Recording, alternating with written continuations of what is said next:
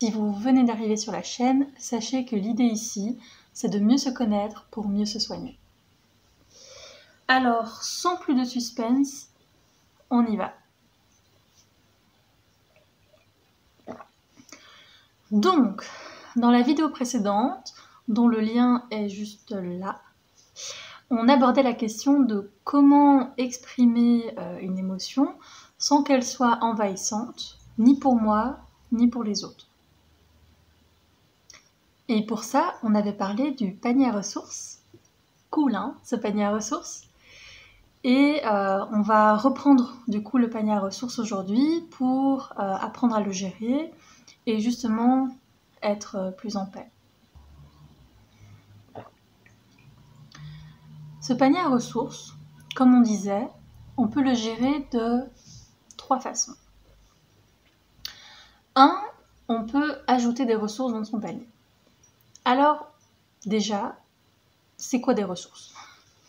Les ressources, c'est ce qui vient nous nourrir, ce qui vient nourrir le corps, l'esprit, le mental, les émotions, ce qui vient nourrir les relations, ce qui vient m'apporter des forces, de l'énergie, mais ça peut être de l'énergie physique, qu'est-ce qui me permet de me sentir en forme, mais aussi une forme mentale. Comme une super formation, un super bouquin, ou même de l'énergie spirituelle, une très belle exposition, un musée, des voyages, toutes ces choses.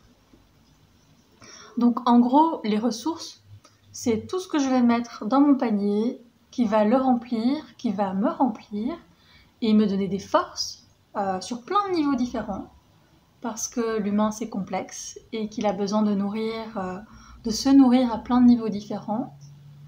Et on a besoin de nourrir notre cœur au travers de nos relations, par exemple. Et on a besoin de nourrir notre cerveau, notre corps, etc. Du coup, comment je fais pour me ressourcer, pour ajouter des ressources à ce panier ? Parce que parfois, je suis tellement aux prises avec mes problèmes que j'ai même plus assez de ressources dans mon panier pour investir dans des nouvelles ressources. Il y a des soucis, des difficultés, mais ça peut être toutes sortes de choses comme une maladie ou un gros projet à rendre au travail. J'ai tellement de trucs qui me pompent déjà mes ressources que j'en ai plus assez pour investir dans des nouvelles ressources. Du coup, la seule chose à faire, c'est d'investir dans les ressources qui me demandent le plus petit investissement, comme dormir, par exemple, faire des siestes, ou se laisser guider par de la méditation, s'offrir un massage, demander des câlins à un être cher, écouter de la musique. Ce sont des petites choses, mais qui viennent nous nourrir au niveau du corps, de l'esprit, des relations, sans trop nous en demander. Et c'est ce qu'on veut dans un premier temps.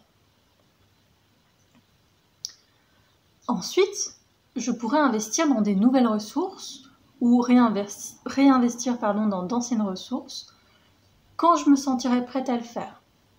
Je pense par exemple à la peinture, le dessin, la danse, qui sont des ressources inestimables. Pour certains, ce que je dis là, ça demande beaucoup d'investissement et pour d'autres, quasiment pas. Donc, je dis plein de choses là, mais c'est à vous de sentir si vous allez investir plutôt là-dedans ou plutôt dans une autre ressource et surtout, quand et comment. Ce qui est important aussi, c'est de ne pas spécialement attendre d'aller mal pour investir dans de nouvelles ressources. Ce qui est génial, c'est de profiter des moments où on va plutôt bien pour découvrir des nouveaux outils, des nouvelles ressources. Pour faire ces choses qui nous ont toujours parlé, mais qu'on n'ose pas faire, comme aller à la danse, prendre des cours de chant, écrire des poèmes, commencer un nouveau sport. Alors, en quoi ces ressources vont m'aider à exprimer mes émotions de la manière la plus juste possible pour moi et pour les autres ? Parce que c'est ça la question.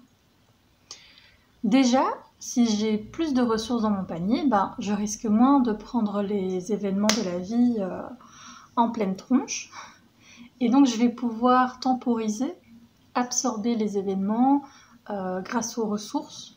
Je vais pouvoir temporiser les difficultés, le stress, et donc vivre ce qui se passe de manière moins envahissante. Ensuite, il y a certaines de ces ressources qui vont me permettre justement d'accueillir de manière juste, sans être envahissante et sans envahir spécialement mes proches. Je m'explique. Si je vis un moment difficile, j'ai pas toujours envie d'en parler. Soit parce que parler c'est déjà trop, soit parce que j'ai pas envie de mettre ce problème sur quelqu'un d'autre. Du coup, une chouette manière d'exprimer l'émotion quand même, de lui faire une place, de l'accueillir, c'est par exemple de dessiner. Je sais, ça a l'air simple comme ça, mais c'est tellement tout. C'est tellement essentiel. Mettre ses émotions dans un dessin, pas spécialement un dessin figuratif, hein, on s'en fout de ce à quoi ça va ressembler, qui va le voir de toute façon. On n'est pas là pour juger, on est là pour exprimer. Donc ça c'est pour le dessin, mais on peut aussi s'engorger de cette émotion et aller tout décharger au sport. Tout sortir quand on va courir ou quand on va taper dans un sac. On peut aussi écrire, s'inventer, imaginer un personnage et lui faire vivre les pires horreurs pour extérioriser ce qu'on vit nous à l'intérieur. Le dessin, l'écriture, le sport, la danse, le mouvement, crier dans son coussin, taper dans son coussin, improviser sur son instrument de musique, tout ça ce sont des choses qui permettent d'accueillir l'émotion à son niveau et de la manière la plus juste. Et ça peut vous paraître trop simple, dit comme ça, mais je vous invite sincèrement, la prochaine fois que vous avez une émotion qui frappe à la porte, je vous invite à lui offrir cet espace sur une feuille et de simplement laisser le crayon, le pastel ou la peinture venir. Et d'accompagner vos sensations, vos émotions durant ce chemin que l'émotion va parcourir et au cours duquel elle va peut-être se transformer ou pas. Mais elle aura eu une place, elle aura eu un espace pour s'exprimer et elle aura déjà rempli sa mission au fond. Vous l'aurez écoutée et elle pourra déjà s'apaiser un peu. Je dis ça pour le dessin, mais c'est la même chose pour le mouvement, que ce soit en danse ou en sport de manière générale, ou via la musique. L'écriture, c'est un peu différent parce que ça demande une espèce de traduction par le cerveau de l'émotion, mais c'est très très bien aussi. Il faut voir ce qui vous parle à ce moment-là en fait. Alors, la deuxième chose qu'on pouvait faire, c'était potentialiser la ressource. On a toutes ces ressources différentes maintenant dans notre boîte à outils. Et l'idée, ça va être d'expérimenter pour sentir quelle ressource va le mieux à quel endroit. Je m'explique. Parfois, j'ai besoin d'exprimer mon émotion. Parfois, j'ai besoin simplement de la calmer. Parfois, j'ai besoin encore d'autre chose. J'ai des émotions différentes, mais j'ai aussi des besoins différents. Et c'est important de pouvoir sentir, tiens, qu'est-ce qui me ferait du bien maintenant, là ? De quoi j'ai besoin ? J'ai besoin de calmer mon anxiété ? Est-ce que j'ai besoin d'exprimer ma colère ? Est-ce que j'ai besoin de dégager de l'espace en moi ? Ou j'ai besoin de ranger cette pensée envahissante dans une petite boîte jusqu'à ce que j'ai l'occasion de m'en occuper. Il va donc falloir tester, expérimenter ce qui va le mieux et à quel endroit. Parce que ça peut être fluctuant en fait. Peut-être que souvent j'aime écrire quand je vais pas bien, mais peut-être que cette fois-là, je sens plutôt qu'il faut que je le danse, cet événement-là. Donc, c'est important d'être connecté à soi pour apprendre à se connaître de mieux en mieux et à sentir de quoi j'ai besoin et du coup comment y répondre.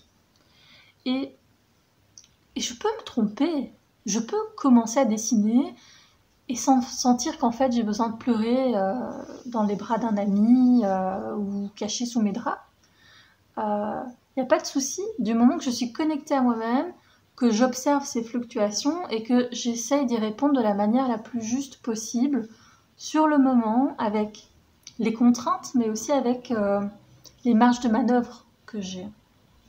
La troisième chose qu'on pouvait faire, c'était diminuer un peu les stress qu'on a dans la vie. Du coup, si j'ai moins de stress, c'est-à-dire que j'ai moins de choses qui vont me prendre des ressources.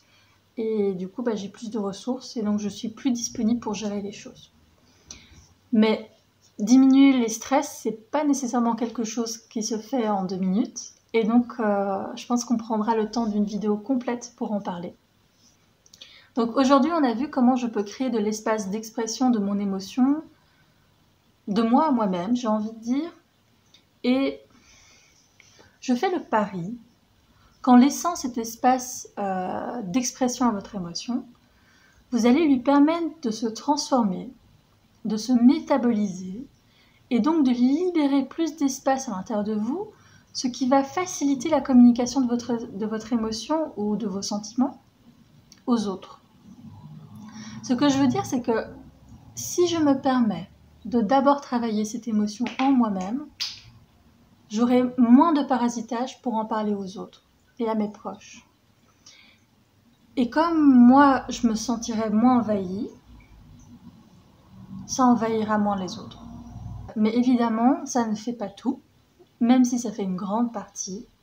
Et dans la vidéo suivante, on verra comment je peux exprimer ce que je vis, ce que je ressens, ce qui se joue en moi, de la manière la plus juste pour moi, et en étant attentive à ma relation à l'autre et à mes proches. J'espère que cette vidéo vous aura plu, qu'elle vous aura parlé. Si c'est le cas, n'hésitez pas à la liker, bien sûr, à la commenter, mais aussi peut-être à la partager avec d'autres personnes à qui ça pourrait parler. N'hésitez pas non plus à vous abonner, comme ça je vois qu'il y a des gens qui sont intéressés et ça me donne envie de continuer. Et si vous aimez les bonus, je vous dis à tout de suite sur Instagram. Oui, j'arrive pas à mettre le lien de la chaîne de la boîte à ressources en lien là-haut. Du coup, je vous la mets en description.